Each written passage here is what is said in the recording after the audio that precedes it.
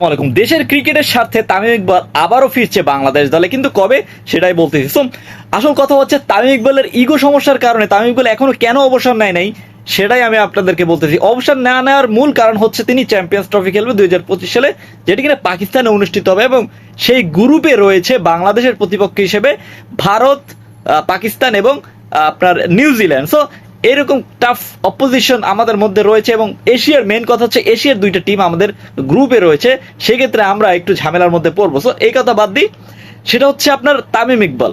তামিম ইকবাল এবং হাতুরু সিং এর মধ্যে একটা দ্বন্দ্ব রয়েছে, সেটা হচ্ছে আপনার অভিজ্ঞতা এবং আমরা যে একটা কথা বলি না, পাণ্ডব জাতীয় একটা কথা। সো এই পাণ্ডব ইস্যু নিয়ে তাদের একটা সমস্যা রয়েছে। হাতুরু সিং এ সবসময় যে একটা ফিট প্লেয়ার এবং সবসময় স্ট্রং, সবসময় যেখানে যে কিনা সবসময় ফিট থাকবে মাঠে। সো তামিম ইকবাল তিনি মনে করেন যে তামিম ইকবাল এরকম ফিট না, কিন্তু বিপিএল এ আপনার গত বছরে যে বিপিএল সেখানে কিন্তু তিনি সর্বোচ্চ রান হয়েছেন, সর্বোচ্চ 4 মেরেছেন, তৃতীয় নাম্বার, ছক্কার মধ্যে তৃতীয় নাম্বার ছিলেন। সো সবকিছু মিলিয়ে আপনার যারা ফিট ছিলেন তারা কোন পারফরমেন্স করছে, আমি হাতুরু সিং এর কাছে এই ধরনের একটা প্রশ্ন রাখতে চাই। সো তামিম ইকবাল যিনি কিনা বাংলাদেশের ক্রিকেটের স্বার্থে অনেক কিছু স্যাক্রিফাইস করছে। হ্যাঁ, আমি তামিম হেটার্স।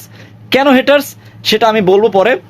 কারণটা হচ্ছে এই বর্তমান ক্রিকেটের সাথে তাল মিলিয়ে আপনাকে স্ট্রংলি চলতে হবে। আমি তামিম হেটার্স তখনই হবো যখন আপনার তামিমের অপোজিশন যে ভালো খেলবে সে একটা মানে ভালো ইয়াতে চলে যাবে, কিন্তু তামিমের ব্যাকআপ হিসেবে যারা খেলতেছে তারা কিন্তু ভালো খেলতেছে না। ইভেন তার থেকে ভালো তামিম ইকবাল, এটা আমি আপনাদেরকে বলতেছি এবং এটা আপনাদেরকে মানতেই হবে, এবং এটা আমি নিজেও মানি। কারণ অন্যান্য যারা তানজিদ হাসান তামিম বলেন, আদার্স যে ওপেনার ব্যাটসম্যান বলেন, তাদের থেকে তামিম ইকবাল অনেকটা বেটার, বিশেষ করে ওডিআই ক্রিকেটে। এবং তামিম ইকবালকে বড্ড বেশি প্রয়োজন। এবং তামিম ইকবাল কবে ফিরছে সেটা হচ্ছে, তামিম ইকবাল ফিরার আপাতত ডেডলাইন হচ্ছে আপনার চ্যাম্পিয়ন্স ট্রফির আগেই তিনি ফিরবে বলে আশা করা যায়, এবং সেটা অনেক আগে থেকেই বলা হচ্ছে। এবং আপনি কি মনে করেন তামিম ইকবাল ফিরলে কি বাংলাদেশ ক্রিকেটের আরো উন্নতি হবে? প্লিজ কমেন্ট করে জানাই দেন। আর হ্যাঁ, ভিডিওটি ভালো লাগে থাকলে অবশ্যই চ্যানেলটা সাবস্ক্রাইব করে পাশে থাকুন। ধন্যবাদ।